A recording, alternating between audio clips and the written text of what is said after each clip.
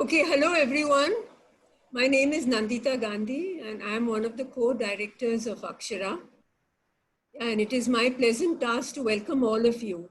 I know some people will be joining in as and when, but those who are here already, thank you for coming in on time. I would have been happy to see all of you in a spotlight, on a stage, or in seats in an auditorium, but those are days gone by, I think. And we have been reduced to webinars, but we must make good use of it. So first, let me just tell you that we cannot see you and you can see us as panelists. Yeah, you will not be able to speak. You'll only hear us. Your mics are on mute. Yeah, but if you do wish to ask any questions or suggestions or whatever comments you want to make, please do so in the chat box. So now we are going to start, and I would like to request our chief guest, Dr. Uma Shankar from SIES College Old, to say a few words. Uma, ma'am. Good afternoon. Thank you, Nandita. Extremely delighted to see Tripti and Mr. Rahul Bose as a panelist for this program. As you're aware, SIS College has been quite committed, apart from their academic work. They've been constantly working with Akshara on various issues under the banner of NSS, as well as other student activities. I'm happy that the students are quite committed to these kind of programs. They join in large numbers, and we do take a stock of coming when they return back with such kind of projects. What did they learn actually? How much could they give it back to society? Could they become a little more sensitive to certain issues which are all happening? And this is what I really find it exciting in the journey of education. That's not just what you teach in the portals within the classrooms, but we are also able to give them a live experience when they try to meet people and also have a hands-on kind of activities when they join hands with NGOs like Akshara. So I'm very happy that our students have been doing well and you're also happy with that. Topic like domestic violence, which we have taken it today, uh, it is a topic that has been running for decades, and constantly we keep talking about it, revisiting about it, and not that there are solutions not available, but at the same time, how sensitive are we making people?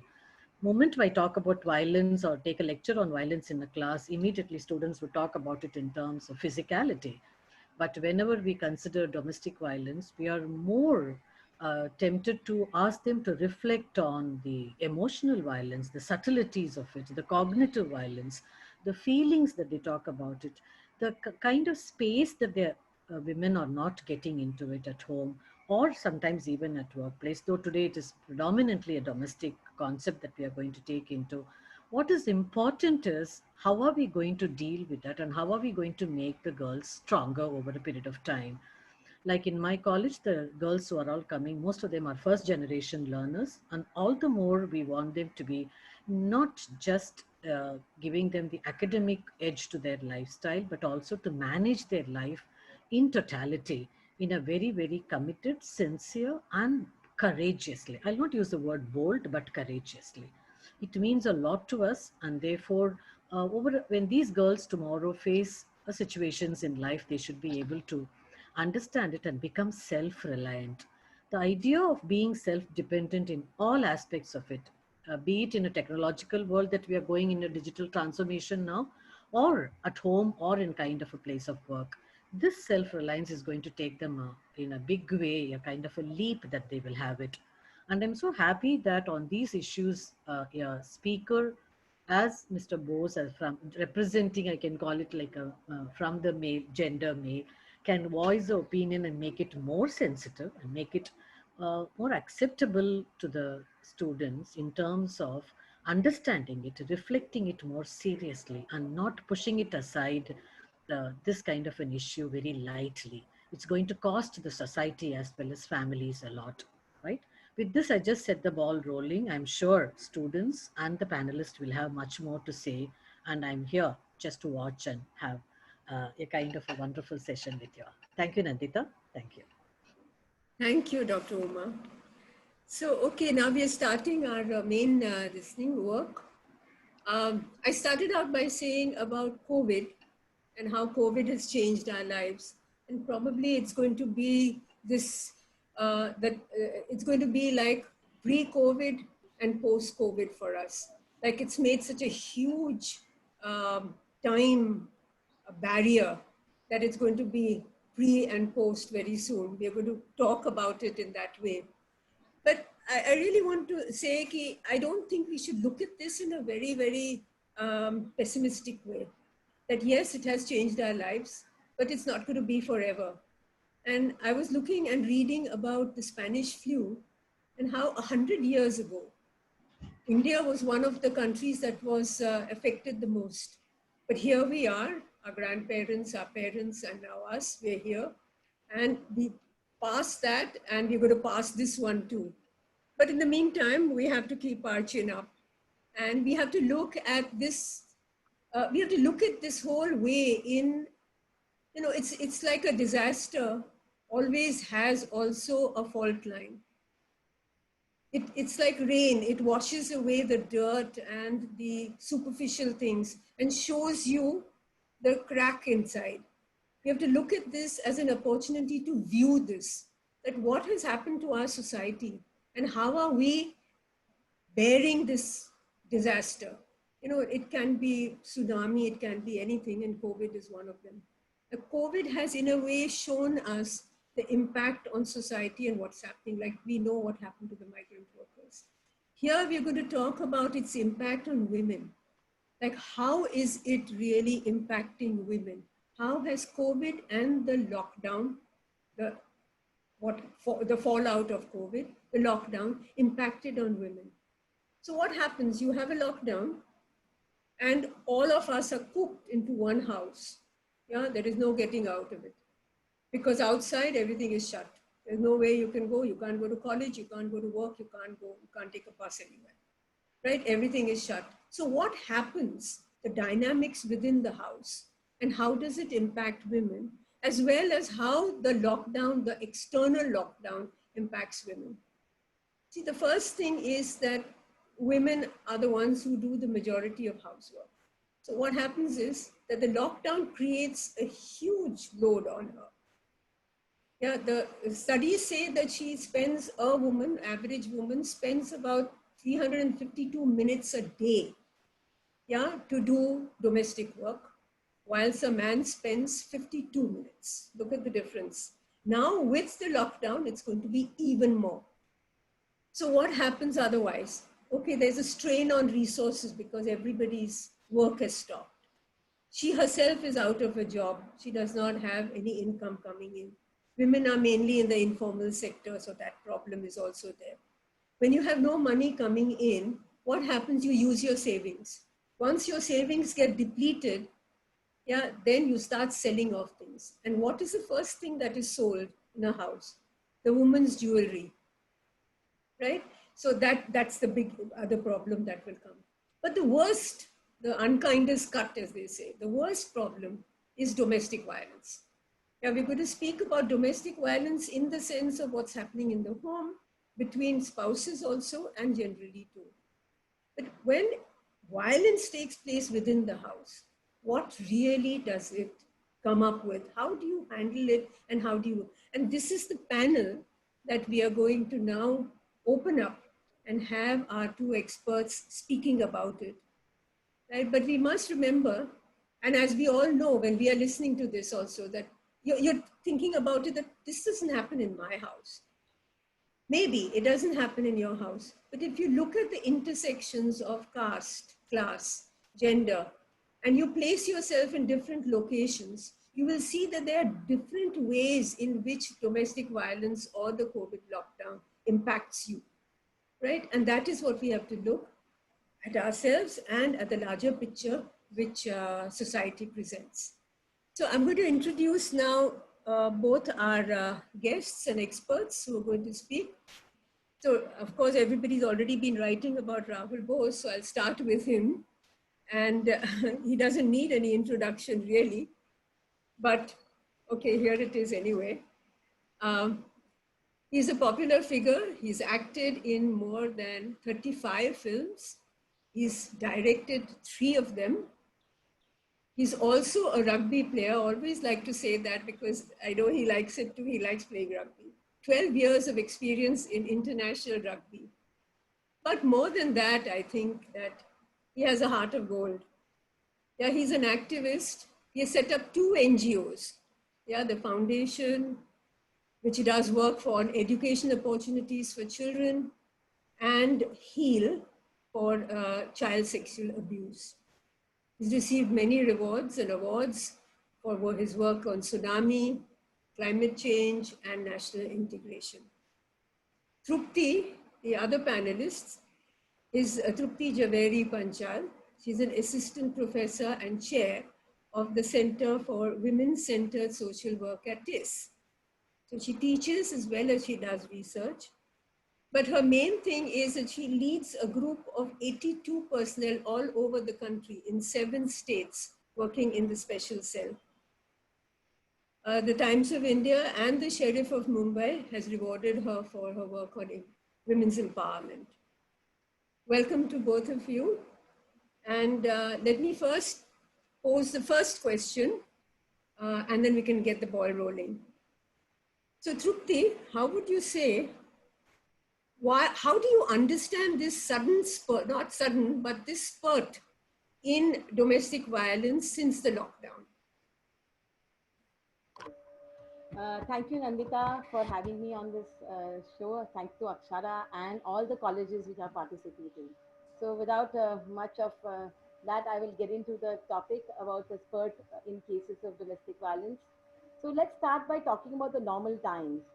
So when you talk about the normal times, 1 out of every 3 women in the world experience sexual and physical violence in her lifetime.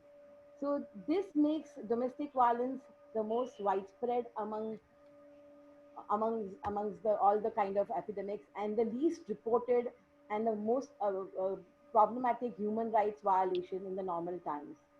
So when if we see this in the normal times, so much of domestic violence. So how do you see this in the COVID situation?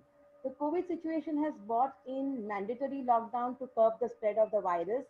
But for women and children who are experiencing domestic violence in a home, are feeling trapped in their homes and because they are trapped with their abusers, they are isolated from the people who they love and are wanting to be connected with, and the resources that could help them, they are very far away from that.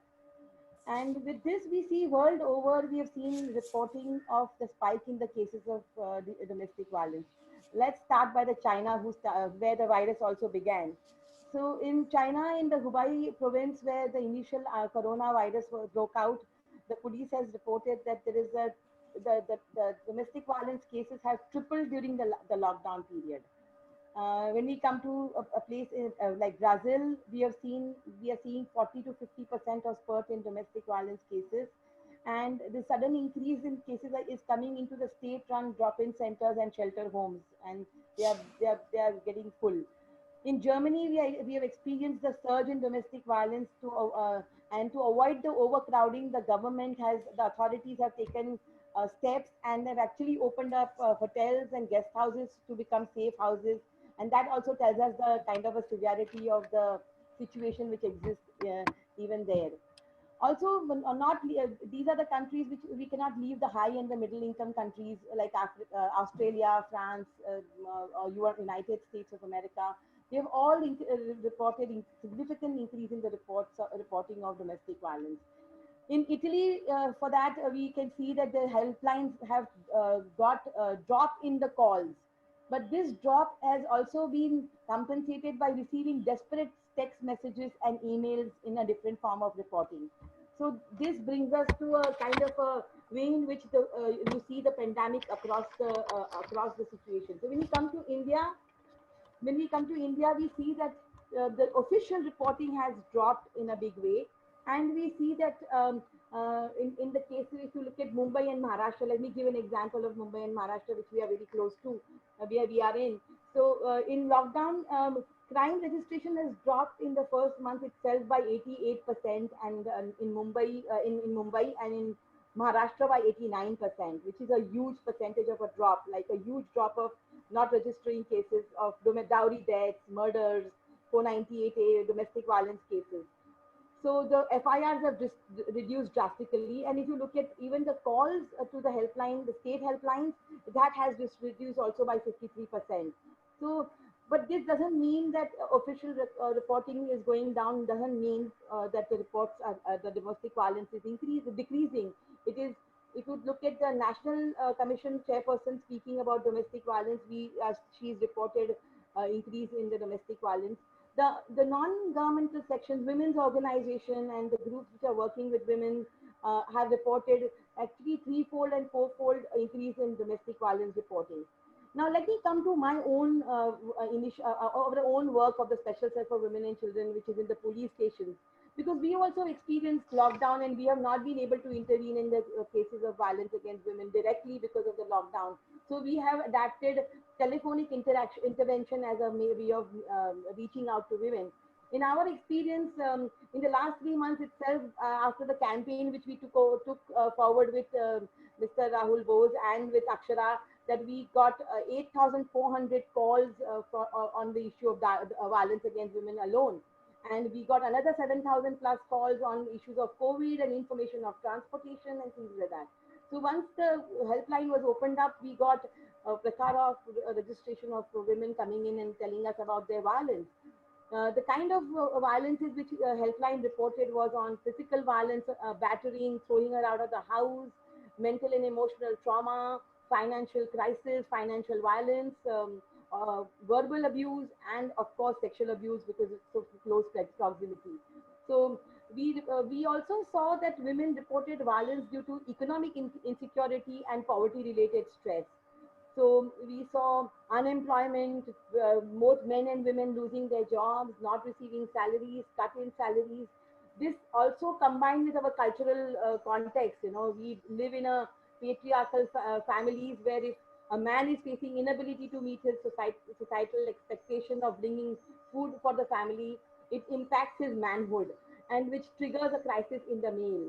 And violence against women is a means of resolving this crisis on a day-to-day basis in the households, and because it allows expression of power that is otherwise denied.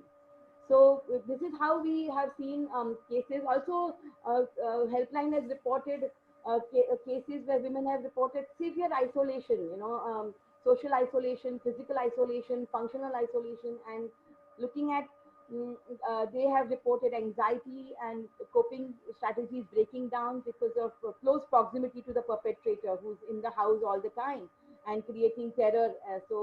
Um, Also, we have got cases which were reported about alcohol abuse, and when alcohol stopped being supplied, there was withdrawal symptoms related abuse and not getting alcohol. Gender role, which already Nandita has already mentioned, that gender role expectation have been a huge issue within the household, and who does what work has been a issue of contention between even children and what parents and parents themselves between themselves. So that has been an important issue. And another important area is where women have also called up saying that they would want to move out of the violent home, but they are unable to escape, inability to temporarily also escape through the abusive partner. And we did a lot of counseling and handholding work with these women because in the COVID times, you could not move out. There was fear of moving out. So we had to hold on to and counsel women to understand their situation. We also realized that in our own cultural context, with our society and the way we are, ability to leave an abusive partner for a woman is not easy. It's a very complex situation, especially because of the COVID situation. She cannot just, the social norms of the society, the financial realities of the woman, where she's not holding a job, the family values itself in the society which we are holding today, the family ideology, makes most women want to stop violence rather than escape the abuser. So we found also reasons such as wanting to stay back, emotional attachment, financial dependence, fear of separation from her children. All these were issues which were presented in the helpline to be able to we dealt with it by a lot of counseling, supporting, handholding work, and also connecting up with services, providing multi-agency response to women, and also to go back to what you were saying about the spike indeed is in India. Also, we are seeing a spike of domestic violence, And in spite of the spike, women are coming out and reporting on in helplines.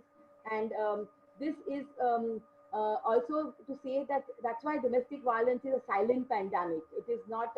I mean, it comes in and we are not able to. People are not able to talk about it, and that's why it is called a silent pandemic. And it is also rightly called a shadow pandemic by the UN authorities.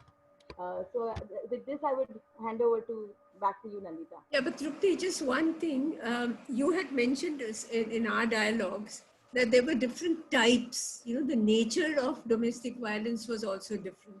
Would you want to just say something about that before we move on to? So the nature, as I said, I talked about the nature of violence, but also because of the lockdown situation, women were not able to seek, run outside the house because if they were battered. There was also health-related issues where women were, there was forced sexual violence, and then there was closed pregnancies. They could not reach out for help to take medical help. Women who were pregnant and were going through violence, they needed help to reach to services, and there was issues of transportation. So things like that which women experienced and called for on the helpline. So this is how I would see it. So basically what you're saying is that there were all sorts. It was not only physical, but it was also mental. Yes. Yeah, it could be also Emotional. economic when you withdraw something and keep it. So there were different Yes. forms of violence. Thank Yes. you, Trupti. Rahul, would you want to also speak a little bit about how you perceive this spurt in violence? If we accept, exactly like Tripti said, that all violence towards women stems from the notion of power and who gets to exercise it. Patriarchy stems from that notion. If I hold the power, I can make my partner, the women in the family, whatever it may be, do exactly what I say. And so all the structures that have built patriarchy, whether it's land ownership, whether it is laws, whether it is gender enforced discrimination, be it in the workplace, or whether it is money earning potential, whether it is in some religions, no, you can't do this, you can't do that. All the various structures around human beings in a patriarchal setup are created for men to hold the power. So, sorry, somebody is moving around with some papers or something. There's a lot of, is there someone who could just mute that? Yeah. So when that dynamic, when the man's, his basic thinking is, I need to hold power, that is the root of all evil. To have men not to believe in power, to believe in sharing, to believe in love, to believe in kindness, to believe in tolerance, to believe in equality. When power does not play any role in a man's makeup, the fundamental roots of this problem dissolve. What we're seeing now during the period of the pandemic is this power being threatened, Nandita, in two ways. The man who used to go out to work and earn a large portion, if not all of the money in the family, his ego was well fed, well stoked. All he had to do was come back in the home, and the exercise of power was natural because he held the financial reins. That's gone. So when he came home, he didn't have to move a muscle because he has earned money for the family. Everybody else is doing things in the house, but he has earned the right to do nothing because he has brought the money home. During the pandemic, this man is sitting at home. Nobody's calling him. Nobody's giving him any importance. He's sitting there, and everybody else who works in the home is continuing to work at the home, but the resentment builds that he's just sitting here and doing nothing. A man who didn't believe in power would say, okay, fine, the job is gone for now. I'm home. What can we do together? So that is one essential thing that's happening. Two is take the reverse. The man never used to work. We know a lot of people, a lot of men, especially in certain socioeconomic strata across this country, don't work and expect the woman to bring home the bacon. So living in Mumbai, you know exactly how hard the women from who are who work with us in the home, how hard they work. And invariably you wonder, you know, they go to 3 or 4 houses a day and the men don't work. And you see them downstairs, you know, playing cards or whatever it might be. So the opposite, what happens is the opposite. The woman has left the home for 6 hours. She's fed her child, sent the child to school, given him his tiffin, left food in the kitchen and left. He is free to do his thing for 5-6 hours till she comes back. Now he's not. And now she's home. So now in this new context, what a battering must his ego be taking, given the fact that she is now sitting here and there is no money coming in. And that's what he used to rely on to kick back and enjoy his life. I'm giving you two very simplistic examples. But if you're looking at power dynamics, it's a volatile situation. Finally, what happens, especially in my second example, is a lot of marriages are not really happy, but exist because people are separate for many hours at a stretch. When you're thrown together, no question, no matter which income strata we're talking about, if there are fissures and a lack of equality and understanding and sharing in that relationship, they will be exposed and they will be magnified. All of this will, as soon as the man starts to feel threatened, insecure, unsure of his position vis-a-vis power, he's going to exercise it in the only way that is left to him. He cannot say, don't go out. He cannot say, don't meet those people. He cannot say, I don't want you to work. All he can do is be violent emotionally, most often, mentally and emotionally. And of course, in many, many cases, as Tripti knows far better than any of us today, physically. So that, in my opinion, is without getting into specifics, is what is happening at this time, which is a different dynamic from what plays out normally. But the root cause is the same. It's power.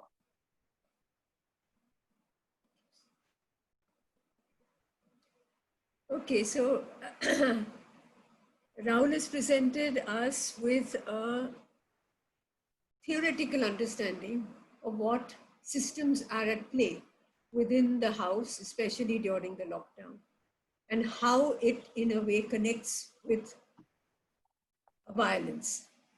Trupti has shown us how prolific it is and what sort of violence that takes place, the different sorts that take place and how prolific it is, and how people are sort of grappling when they are calling them, you know, almost 10,000 calls, that asking, now, why is it that they have to ask about COVID to a special cell worker and not one of their own family members? Or where ration is available, they're asking them and not the people around them. They may be scared, they may be trusted with that work, that this is your work, you do it, I'm not bothered. You know, so there may be dozens of reasons for this sort of a thing. But it all relates to this, that when there is a situation in which you're dumped in one place, yeah, and there are these systems working in which there is no equality, and there is a lot of inequality which just bubbles and comes up, right? And it explodes. Now, we have been speaking about basically violence between spouses. Yeah, but we mustn't forget that there are other forms of violences on other people too. Like the family is a very supportive unit and an institution which we all know about and we've been reared in it, but it can also be a very violent place. And at the moment, the reports that are coming in, a lot of violence in the natal family on young girls and young adults, as well as especially trans people. Now they're all in, they're not leaving and going out to colleges and work. So people are saying, you're trans, of course, you don't like it. And there is a lot of resentment, taunts, and even beating. And a lot of groups, LGBT and trans people's groups, are reporting that sort of violence too. So, it's much more than just the husband, wife, and others. There are many other sorts of violences, which we must keep in mind when we are talking about this.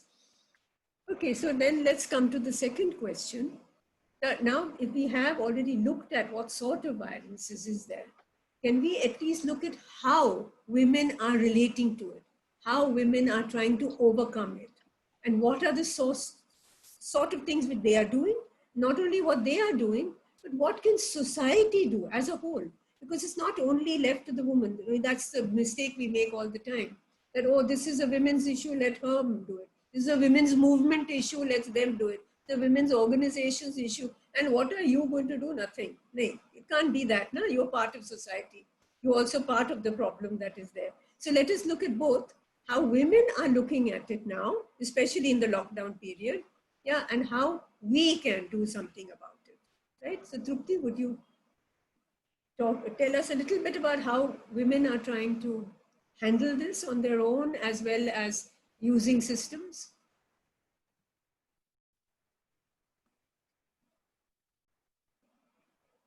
You have to unmute yourself. Sorry. I'm sorry about that. So there are a couple of, there are informal ways of dealing with violence, and there are formal ways in which you can deal with violence. And women try both. When one doesn't work, one falls back on another one.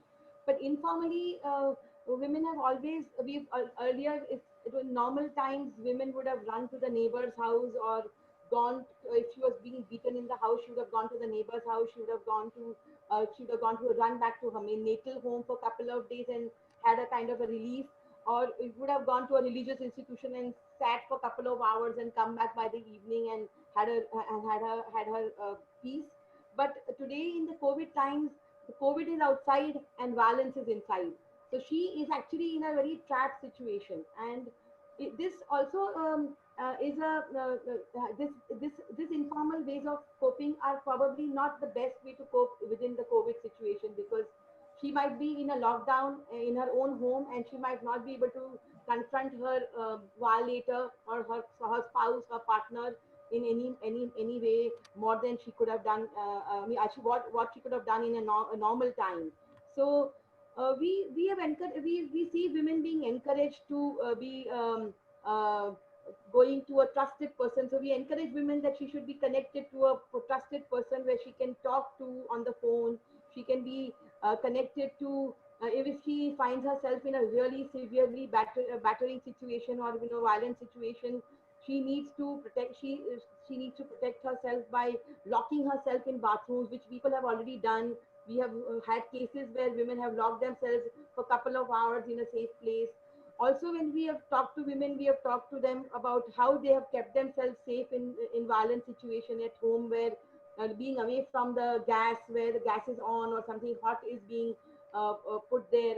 So how do you look at spaces which can be safe for her within that context? You might be in one room or a one room kitchen or two room. How do you manage yourself in with a violent person within that situation? And shelters are not really available for women in today's time. So running out is also a big issue. So we always tell women that if in the worst case scenario, and what women have done is prepared themselves with a safety kit. And we tell her that to keep your identity cards together, keep your proofs together, keep some money on you, keep your mobile charged, and keep things so that if there's a time to escape, then she could step out with for help. So these are some of the informal ways in which mechanisms have worked till now for women. And unfortunately, as feminist interventionists, I feel that there's a dilemma. We have to tell women to stay back, because most time when callers call us and tell us that we want to get out of the violent situation, they might be in the red zone, or they might be in a quarantine situation, or they might be in a very difficult space where they could not be transported easily to a safe space. And we should look at the legal part of it, and more formal ways of responding to women who are into crisis, and where women have reached out and said, now help me, move me to the shelter. where we have found that shelter homes are not forthcoming today to take women very easily. We need a COVID test to get into a shelter home because there are already inmates within the center, within the shelter, which needs to be protected also. So COVID test becomes a mandatory thing to even reach out to a shelter home. So these are some of the issues which also we face with formal systems. One thing which I want to tell all the young people is that formal systems are all working. Police is working, so you need to reach out to police. Medical systems are working, you need to reach out to the systems which are existing for violence against within the medical world. And they're only overworked. They are not locked down. Lockdown, we are locked down, but the systems which are supposed to help women who are victims of violence or people who are needing help need to actually reach out to the formal systems of help. I also want to tell this that we have been able to link women to informal systems as well as formal systems like community-based support. Like in one village in Gadchiroli, we have been able to make sure that the man who was beating the woman, the panchayat actually quarantined the man officially, saying that he is harmful to this woman, so he will not stay in this household. So these are the ways in which the community also has responded in a very positive manner to say that violence cannot continue and children and women cannot keep on facing violence. Also, another example where a woman faced severe violence, she had broken leg. So after a day of calling up the social worker, she was able to connect her to the police station, and the police went and picked her up with the social worker and took her to the medical legal case could be done, and then FIR was registered. So FIR also can be registered. Even EFIRs can be registered. So there is a possibility of a formal system response through an EFIR. Through also, women can reach out to protection officers under the PWDV Act, the Protection of Women from Domestic Violence Act, which is there. And we have somebody called as a protection officer who actually, he or she is a person who actually can reach out to this aggrieved woman in a place because they are not locked down. So they could reach to the woman's space and give her the required help to say no to violence. So these are some of the ways in which we could respond. And we also have something called as one-stop center in medical world, medical hospitals, where in our district places where we could reach out to, where shelter also is available for a couple of days. So these are some of the formal systems which are available for women who need formal help, and also informal help is available in many, many ways. Yeah. Thank you, Nandita. Okay, thanks. So, are you just saying? Are you implying that it is easier for a woman to take care of violence informally? Yeah, because the formal structures, they do exist, but they're all overworked or maybe would not be able to. This thing, would you be saying that? I'm not saying that, but yes, in this, that's why I said it's a dilemma for me also, because as a feminist interventionist, I feel that when I have to tell a woman that take care of the situation, de-escalate it, how do you de-escalate the situation within the home? It's not easy to just move out of the house and organize transport within in lockdown situation. So we have to take by time. She has to have her own defenses ready to be able to reach a safe space. It's not going to be very easy to connect all the systems. And earlier we used to have friends and women's Yes. movement and organizations go and be a support to her, which also now she no longer has. Also, I want to say this, that we've been trying very hard to say that social services should be a right of a woman and it should be accessible to her at all times. And social services should not face a lockdown. Why should we be not going out like the other warriors, like the medical and the police and the other state warriors who are fighting this thing? The social services also should be alive and existing because the problems are not going away in COVID times. So I think we need to also be gearing up ourselves to be more COVID prepared or more disaster prepared for as a state. So what you're asking for is frontline workers who are working with violence. Absolutely. Right? So frontline workers. Yeah, because it's a huge issue. So we need to have them as frontline workers. Absolutely.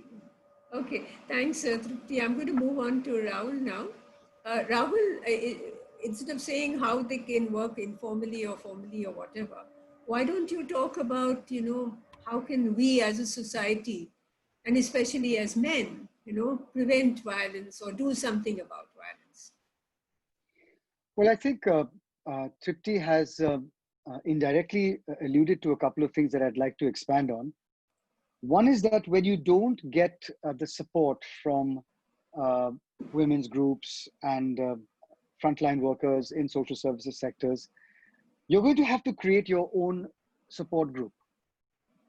At the very simplest level, if the son, the daughter, and the mother get together and say, this is not going to continue, we're not going to allow this to continue now in the house. And you very rightly put it, Nandita, domestic violence can be practiced on children, regardless of gender. On the older generation, I have seen that firsthand myself, or even your spouse. So it is agnostic to age, really, domestic violence, when a man's power is threatened, as I was saying. So we'll have to create support groups within the home. Maybe you don't have a very good relationship with your mother-in-law. Maybe you don't have, maybe you and your children have stopped talking, or, but you're going to have to make everybody aware, because that is the first place that you can get your support from. And I find that when you collect consensus within the home, it's a shock to the abuser. It's a shock to the violator that, to look around and say, what, and if that happens, then you find a lot of these issues tend to at least reduce in their intensity and their frequency. It's not a cure for all seasons. The second thing is, I think the time to let our neighbors be independent and do what they want to and not interfere is over. During COVID times, everybody talks about the fact that now we are isolated, but whether it's low income or whether it's highest income, I have seen building societies, and I have seen in low income housing, communities actually compressed together. So the building societies will have 30 meetings a week, talking about this, talking about that. It might be virtual, but nobody has ever talked to so much in their buildings or even in the communities, because everybody is together all the time. Yes. That's an advantage. We should be taking advantage of that. I have heard countless stories from the lowest income housing to the highest income housing of how now everyone is talking to each other in that mohalla, in that colony, in that housing society, in that wing. So then if that can happen, then why can't I, to directly answer your question, as a man, not stand up for violence that I see in another house or that I hear outside in, outside my jhopadi in the jhuggi opposite. It is now incumbent on men. And I don't want to say just men. I don't want to make it seem like men can be the saviors. I'm saying men only because I believe that the first responders in a community to a woman's distress, and I'm sure, as I said, it's gender agnostic when it comes to children and stuff, but to a woman's distress is a woman in that community. It cannot be that any longer. Men have to step in, and men have to take take a share of the responsibility of what's happening in their community. They have to understand that if you fight for the safety of a woman in that house, you are fighting for the safety of women everywhere. And women will keep up the fight. As a man, I would push very hard for the women in my house to also get involved. But men have to stop you have to stop thinking in such gendered ways.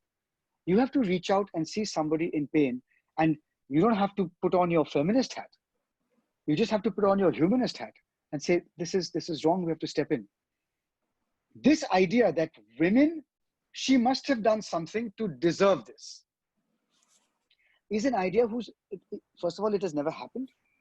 But to even propagate that idea in these times is the worst kind of indirect violence you can inflict. You simply have to step in. The time has gone for you to say, unka mamla to unka hai, unko nipatne dijiye. If it's violence, emotional or physical, men have to step in. And Nandita, I've been saying this for years and years and years. as to how if we raise our boys better only means raise them without any lust for power, without making power a thing at all. You know, if we can do Obliterate that. power. But that's generations. But we're talking right now during the pandemic. I'm sorry, men have to step in. Just like women have stepped in the past, men have to step in. It's just not non-negotiable. And I don't want to be misquoted on this. I don't want people to think that Rahul Bose is saying that men have to step in. No, women are stepping in. Men are not. Men have to share the load now in the community. So what you're basically saying is that men have to support the women in trying to resolve the question, but in their own way. Actively, and women themselves have to do it too by gathering the people around them. So then it becomes 4 of us or 5 of us against that one person in the home. Yeah, create that. What do you call it in politics? And outside the that abuser, pressure lobby. Yeah, and outside the abuser can see that it's him versus a lot of them out, because the men have also come in support of the woman who's being beaten. So I think that really, in a way, distills and comes to the crux of what we are talking about as far as prevention goes. We can bring Nandita, this sorry, if I may interrupt for a second. And my point was that in a strange way, communities have never been closer together.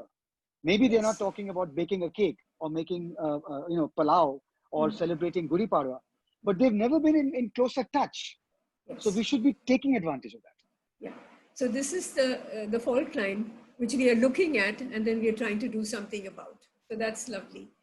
So there are lots of questions and everything coming, but before we go on to the next part of our program, we would like to show you one example of what the 3 of us have been doing in order to bring in a campaign to address this issue of violence. So we would like to show you in our own ways. Rahul has been very active also and almost sort of geared and made it.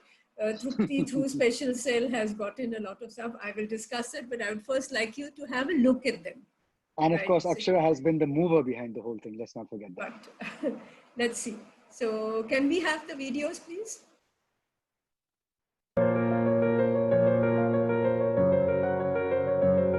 During the lockdown, there has been a sharp increase in the number of domestic violence cases. To all the men we say, now is the time to stand up Against this violence. To all the women we say, Now is the time to stand up and break your silence. If you are a witness to domestic violence in your home, please report. If you're a witness to domestic violence in your neighborhood, Report it. If you're a survivor of domestic violence, Report it. report it. report it. report it. Let's put a lockdown On domestic violence, let us put a lockdown. On domestic violence. let's put a lockdown. on domestic violence. Let's put a lockdown.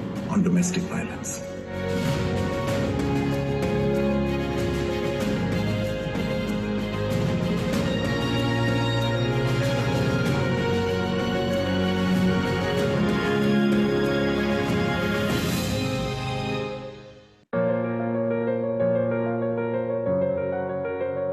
लॉकडाऊनच्या काळात घरगुती हिंसाचाराचे, कौटुंबिक अत्याचाराचे प्रकार वाढले आहेत. त्यामुळे सगळ्या पुरुषांना आवाहन आहे, कौटुंबिक हिंसाचार थांबवा आणि त्याच्या विरोधात उभे राहा. सर्व स्त्रियांना आव्हान आहे की मौन सोडा, शेअर करा, आवाज उठवा. आपल्या घरात घरगुती हिंसाचार होत असेल, रिपोर्ट करा. शेजारच्या घरात हिंसाचार होत असेल, रिपोर्ट करा. तुम्ही स्वतः कौटुंबिक घरगुती हिंसाचारामुळे त्रस्त असाल, रिपोर्ट करा.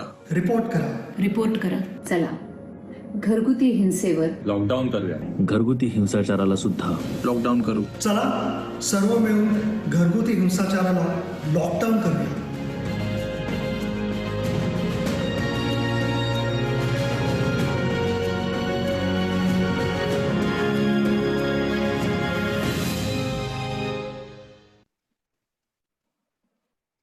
Thank you. So we have to say that this has been it's been viewed all over, and we had thousands of people looking at it. We were happy, and We've had lakhs and lakhs of people at the time. Yes, lakhs and lakhs. And the government and the police also supported us. See, the thing is that when there is a lockdown also, it's difficult to reach people. So how do you reach people? Of course, we have the mobiles and we have our TV screens. And so that is one way of getting to them. And we have, of course, followed up, and Trupti and Special Cell has been the prime movers in that, of getting people to also learn how to do tele-counseling. So if you ring up, they should know how to handle it, because this is all new for us. You're not sitting across me anymore, and I'm not talking to you, or I'm not saying, okay, let's go to the police and solve this. It all has to be done remotely. So how can we now do it? So that is this thing. We have a lot of questions now. So I was hoping that we would get a load of them. But one of the things that had come to mind was, and this comes up very often, is that there is violence on women, of course, no doubt, but there is also violence on men. Yeah. So we always have these tables turned and saying, okay, you're saying it right, but there's also violence on it. And what about them? How will they get any relief? So Rahul, would you want to take that question? I'll take this. There can never be an equivalence between the violence practiced historically on women versus the violence wreaked on men. You cannot equate the two equally. It's just impossible, historically, anecdotally, and statistically. So yes, there might be the odd case of violence against men versus the plethora of cases of violence against women. That does not suffice to make an argument to say, if you're talking about violence against women, you should talk about violence against men. I'm sorry. You talk about violence against women because that's 99.9% of all the cases available. You want to talk about violence against men, you give it 0.01% of the energy that you give to the other movement. It's as simple as that. So whenever I've been confronted with this, I'm like, okay, fine. You take the statistics. If it's 99-1, I will put 99% of my emotional and physical energy into this cause and 1% into this cause. So this equivalence is a very cowardly and a not so clever way of trying to deflect away from the fact of the major problem, which is violence against women. I don't buy it for a second. I don't say it doesn't happen, but I don't buy the equivalence of equating the two with the same importance. That is absolutely unfair, unjust, and really, it's that means that the people who would spend their time making this argument don't really have equality and kindness for everybody. Yeah, it's minuscule. I just want to add, Nandita, to Rahul's idea. I mean, Rahul's thoughts. I mean, I totally echo it, what Rahul is saying. But I also want to add that it's not that because that the large majority of women are being violated by men, we do not work with men. We are working with men because they need to. As a response, men also need to come on the front to say that they are going to change for the better. And then a large amount of our callers, not large, but a minuscule amount of our callers have also been men who have said that they've experienced violence or there's unrest in the house. And where we have reached out to those homes and we found that the woman is being battered, the children are being battered in those households actually, and the man is asking for help. So in the same way, how you see violence in a very different way. Yeah, okay, there is a question directly for you, Trupti. You're saying that after a woman charges her abuser for domestic violence, does she not face consequences, and how would you say she should be handling it? It's a good question. A very good question. Excellent question, because that's every woman's dilemma when she comes to seek help. And the first thing she will talk to us that you don't please tell anybody about what's happening to me. So first reaction for herself is to say that I don't want to break my family. And in my own experience of last 30 years of work on violence against women, I see that a large amount of women, even today, irrespective of violence and the amount of badgering they go through, they want to reconcile. So it's a very valid question that what happens to women who actually call out and press charges or register an FIR or put a complaint in even a system like Special Cell for Women and Children, where there are social workers responding. There is repercussion for any kind of calling out on violence against them. So when women break their silence, they have to face some kind of repercussion from a neighborhood, family, natal family, her own husband, her own partner, for non-acceptance. So we go through this on a daily basis with a woman, but women need to be helped to make informed choices. That is what I would say. They need to determine for themselves what they want. A need to complain should not be coming from her father or a brother, but it should be her own need that she wants to come out and complain. And she needs to determine for herself and not somebody else determining for her. And then giving her that due respect, and that we should take it through and not say that once she says I want to press charges and we say, okay, now you reconcile, why don't you make it work, adjust her loan. This is how we actually deal with women and dissuade her from complaining. But when woman is coming out and complaining, we should think that she is really putting all her power and all her might to be able to come out and complain and speak about violence. It's not easy to complain or speak about their own violence. It's very shameful, and they really feel ashamed when they come and talk to us. And then we have to bring them out from that and build their self-esteem, self-confidence to be able to then take this on and challenge the violence. I think that when questions like this are asked, people don't realize that women come from very vulnerable situations. Yeah, it's not only the violence, but their entire socioeconomic level is at a level which is not equivalent to a man's. So for a man to walk out of a house is a very different story than for a woman to walk out of a house. And she has so much at stake. And she doesn't know what to do. She doesn't have the skills to be independent. She doesn't have the skills to be financially independent. She does not sometimes have the support around her, which is needed for something like this. So to say that, it sort of bothers me sometimes when people say, why doesn't the woman just walk out? Why does she stay there? It's not so simple. It's not so simple at all. I think even to face the consequence, Nandita, like Rahul said, we must take the help of the society. Yes. And people together, even to face the consequences, not just at the beginning of the problem. Absolutely. That would be great. You'll have a support system. Yeah, the other question which has come up from one of our participants, and which I'm tagging into two, one is that the class aspect. Yeah, and the other is that isn't it something like alcoholism or something like that, which actually aggravates the situation or even triggers it? So is class a factor in where and what sort of violence happens in families? Is class a factor? Rahul, would you want to take that? Of course it isn't. Of course it isn't. Of course it isn't. Of course it is. Power, the retention of power is the factor. How does class have anything to do with a man's quest to retain power?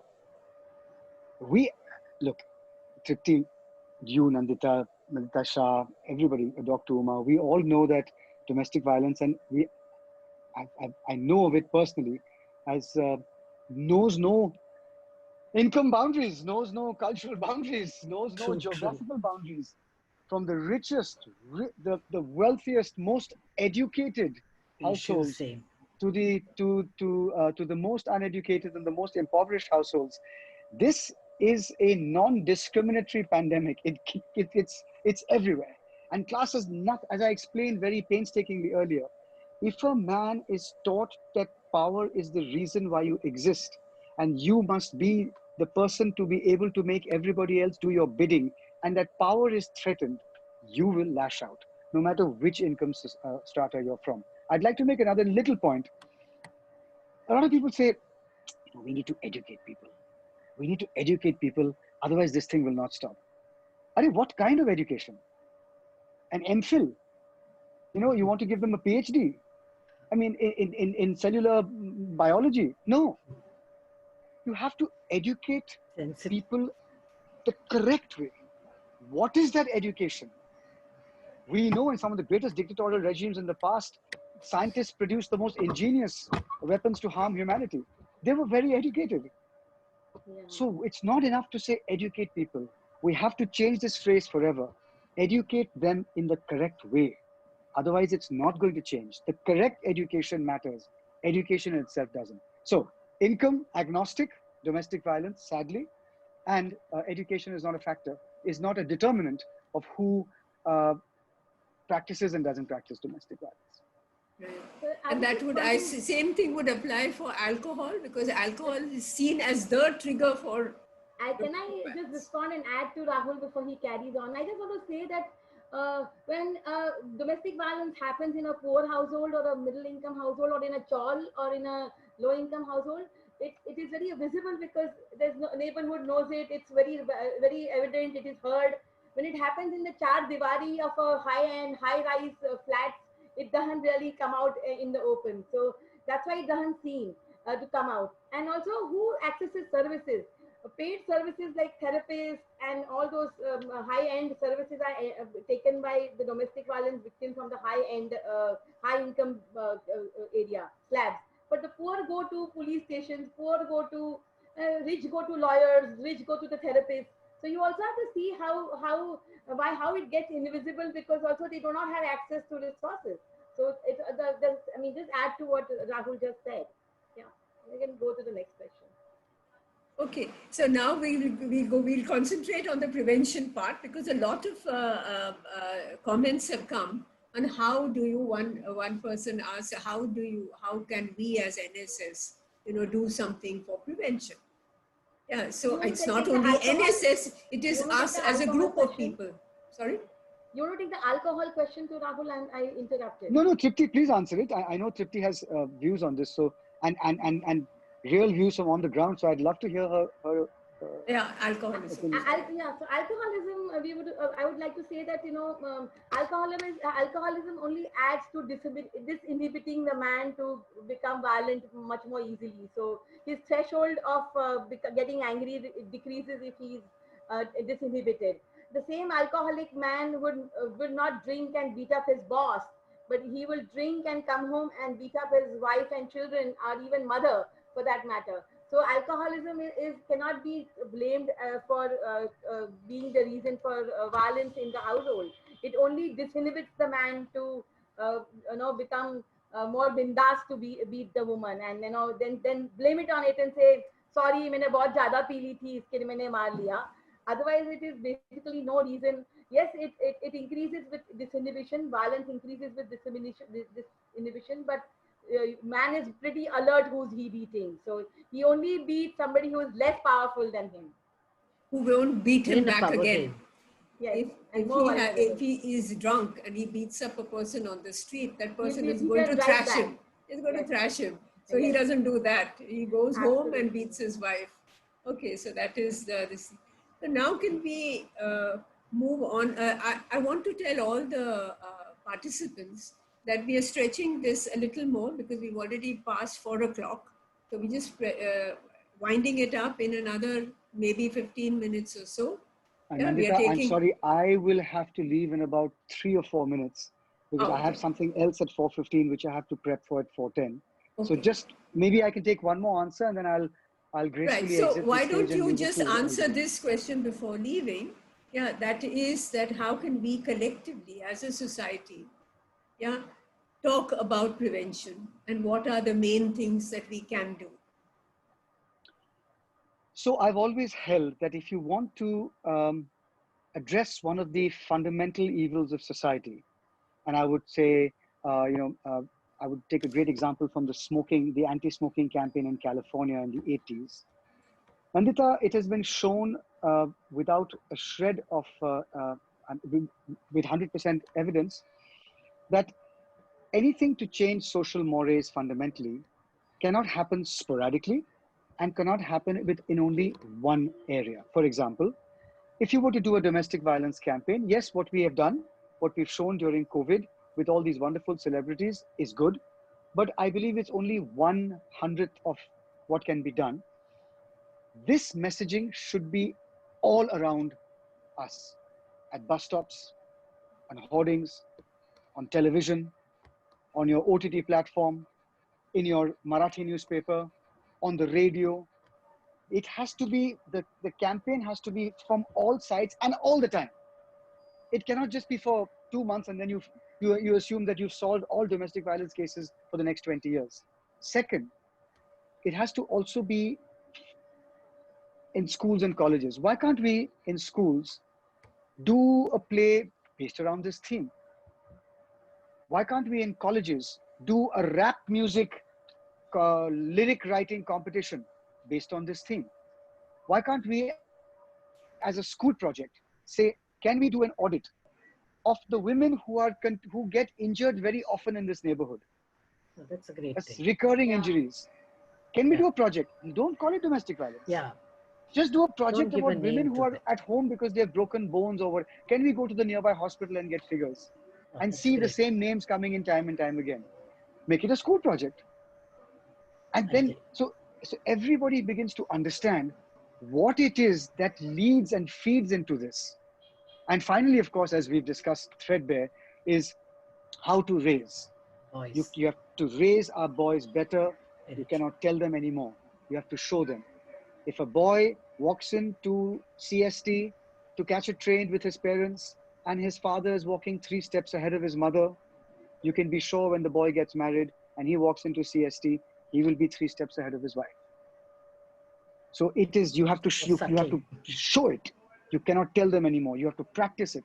So before we start preaching domestic violence and its evils to children, ask yourself, am I violence free, emotionally, digitally, orally, physically? You know, that's what the child has to see. So it's all of that put together. I would urge all the boys and girls who are listening right now to look at the state of California's efforts to stop smoking and how it reduced the smokers by 25% over 20 years. These things take a long time, but it is a great example of how it can work as far as media and messaging is concerned. Excellent. Thank you, Rahul. So, thank you very much. Please be free to go whenever your time is up. I'm leaving now. Tripti, thank you. Dr. Uma, thank you. Thank you. Nice meeting you. I'll take up the college project. Yeah. Okay. Thank you very much, Rahul. All the best. You will miss the official vote of thanks. That's okay. I'll catch it live one of these days soon. All right, we will do. Thank you. Bye-bye. Okay, bye-bye. Trupti, we have a couple of questions which you can take on. Yes. Yeah, one is that are women, this is a very old question, I remember hearing it at least 20 years ago, but are women also women's enemies and they also indulge in domestic violence? History keeps repeating. Yes, absolutely. Okay, so as we are going back to the issue of power. So yeah, I mean, it is very apparently shown in all media and all households. People love to believe that women are women's worst enemies, and the classic example is given is Saas and Bahu. Yeah, but I think we need to revisit the whole issue of power and how the power is balanced. Saas bhi kabhi Bahu thi, and when she comes in a powerful position, she is bound to set the rules and she's bound to say certain things when she comes in that powerful situation. So सत्ता में जो व्यक्ति होता है वो कहीं ना कहीं वो सत्ता का इस्तेमाल करता है. That doesn't mean that it is corruption, and also because the properties are not divided equally, the satta is not divided equally, the household is not in the mother's name. There is very little assets, and so the man is the asset and the woman is a liability, and that's how the world has been in the patriarchal world. And when the scenario is like this, it always brings down us to think that we hold power unequally. And that's why it's very easy to pit a woman against a woman and say, "Aap log hi jhagarte ho," but we actually don't want to give the actual resources which are all on men's name.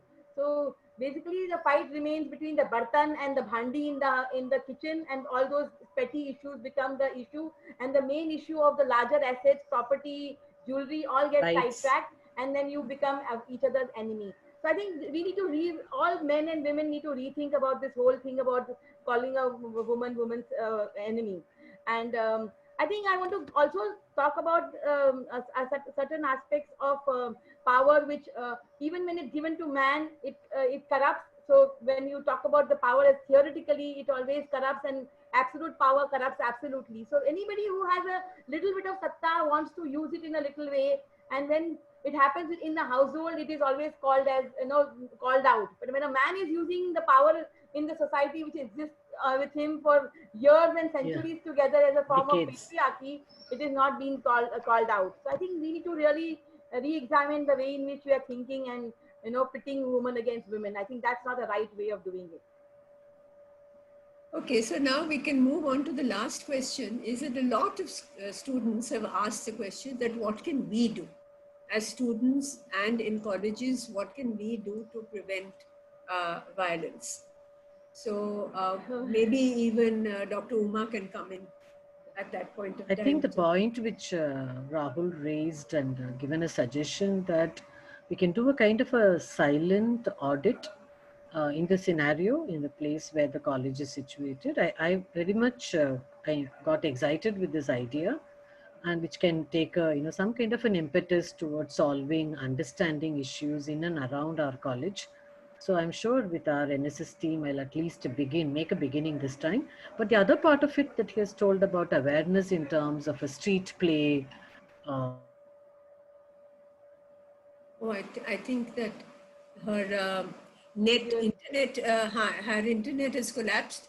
So in a way, she has left the thing. But Trupti, maybe you would like to take it up? She comes back. I would like to tell all the young people who are watching us, and I think you have a lot to contribute to this discourse, actually, because you're going to be future of tomorrow. You are going to be already in existing relationships. How are you dealing with your girlfriend? How are you treating her? Are you catcalling? Are you catcalling other women? Not your girlfriend, but किसी और औरत को सामने सीटी मार रहे हो क्या? उसको बुला रहे हो? उसको घूर रहे हो क्या? I think that is very important to introspect as young people, as what are we doing? What are my friends doing around me? And I think making sure that you don't consider domestic violence as a personal matter. It's a human right issue. It's a crime. I think you need to tell all your peers also that if we are getting into something which is crossing the boundary, disrespecting a woman, I think you need to be calling that person out. And I think you should be able to remember that it's a crime, it's a violation, and it should never happen to anybody. And always I hear young people saying कि तुम्हारी बहन होती तो क्या? So what? I mean, it's a woman who's a part of the society. तुम्हारी बहन, मेरी बहन. It should not be because it is not your mother, not your sister, that you will not respect the other woman. I think young people need to really keep this in mind, and also always look out for bystander violence, which is happening around colleges all the time. So I think you are always witnessing somebody being teased, somebody being sexually harassed, and I think you need to intervene and stop there, reach out, support the person who's going through this violation, call out the perpetrator, call the man who's perpetrating and nab him, and encourage all women to seek help if they need to report violence. I'm sorry, you carry on, Ratri. Yeah, so encourage women to seek help and also support people in your own household. If it's happening in your own home, I think you need to be more empathetic. I think your empathies need to reach out to the women and young people in the household who are experiencing discrimination, violence, violation of any kind. And I think that will make a huge difference in the long run if young people start changing their attitude and not negotiating with violence at all. So attitude is one part of it, but let's say we divide it off into three. Like short-term measures, medium-term measures, and long-term measures. Long-term. And then you see, personally, how do I change it in the short term? Yeah. How do I do it in the long term? Right? Because personal change is also quite a difficult thing. It is not easy just to change yourself. When you have been raised with certain ideas and all, they keep coming up all the time. They pop up. Now, how are you going to control those? And how are you going to say, I'm not going to think this way? Like, for example, I know men who are saying, okay, I realize what you're saying. Yeah, I am now a little bit more conscious. I'm going to stop swearing. I'm not going to use ma beti galis. Okay, yes. So that is their way. It's that person's way of saying that I am going to change myself. So the short term, he has decided what he wants to do. He's not going to do this. So there are others who have said that I used to sexually harass and whistle at people. Nothing personal or touching, but just whistling. But I know now that it really annoys them. Yeah, and I'm going to stop doing that. So that again is changing your own personal thing in maybe the medium term. Yeah, so you have to look at yourself. I mean, nobody's going to give you a formula. You'll have to look at it yourself and say, how am I going to do it personally? Customize it. Yeah, customize it, right? And how am I going to get the institutions and systems around me to change? See, it's not only you, na? Power of one, yes, I admit. But it's also how my family operates. So I may be very gender equal, right? But my father will go on doing whatever he's doing. I have to also try to influence him. Or my husband, I have to try to influence him also, because that will have an impact on my children. Yeah, so you have to bring in your family, you have to see in your college, where it is happening. Okay, girls don't have a loo. Can I help out in doing something? Let them get a loo, because it's ridiculous. How can there be 3 loos for men and not even 1 for a woman? Yeah, so these are the things you can do, systematic changes also. Yeah, so we are talking about various levels in which you can do maybe public awareness. So that would be at the long-term level, in which you are changing a system of, let's say, a collective consciousness of gender awareness in society, and how you're bringing in more equality. Our campaign was to, in a way, to initiate public awareness that, look, this is there. Yeah, here are some known people who you admire and glamorize, saying that report. Please report. Very important. Don't be quiet. Report. Yeah. So Dr. Uma, would you want to say some last words? No, I'm just necessary that the youth of today should take it very seriously on this issue, and not to be part of continued history or historical thing that has been happening. Be very alert, be sensitive, be observant, be very open, and wherever necessary, one should not shy it away. Be courageous to ask for a support system within the family, within the community, within the society, within the institute. Somewhere one has to move ahead, and each one should lead, not waiting for the other. It's my generation is over. Let my nephews do it. Let my grandnephews do it. It shouldn't be like that. I think that kind of encouragement, as a head of the institute, definitely I give it to my boys and girls. And I'm sure we will see very hopeful that we will see some kind of a change. Slowly but steadily, it must happen. Thank you, Nandita, for this opportunity. Thank you for gracing and coming here. Tripti, would you want to wind up by saying some last words? I just want to say this, that just to continue your thought, Nandita, that how do you do it from a personal level to family level to systems level, so that all ecosystems are impacted, and how do we take this intervention on violence, how do we intervene, and what do we do as people who are part of the society? So we start from the self and we go to the larger ecosystems, this family, community, institutions we belong to, and then we impact the media and the larger cultural forces. And I think that is a very beautiful way of looking at how I could make that ripple of change in the concentric circles of the ecosystem. And also, I think once we can also start by not giving excuses for what we do. We make a sexist remark and we give an excuse. Say chalta hai. एक थप्पड़ मारा तो बोला एक ही थप्पड़ मारा है. Excuse. So we constantly make excuses. कि he's a very loving man, पर यार वो loving father भी है, पर मारता भी है. We don't make excuses. Call a spade, and tell the perpetrator that violence is non-negotiable and deal with it head on. I think that is a very important way to deal with it as a crime, and I know it's very difficult, but I think if you make it in your mindset, you can take little steps towards actually preventing violence against women from escalating to a very very large space. So I think that would be my message to all young people, that don't make excuses and don't negotiate for violence. Say what it is a personal matter, and it's not a personal matter, it's a public political issue which needs to be handled. So domestic violence is the tip of the iceberg. But below there is even more. Yeah, below are the other issues of inequality, which we cannot discuss in this webinar, but we can definitely do it in another way. So I would like to thank Trupti and Dr. Uma. But I have my colleague coming on to do a general vote of thanks. Yeah. Hello. It's such a pity that this wonderful conversation is nearing its end.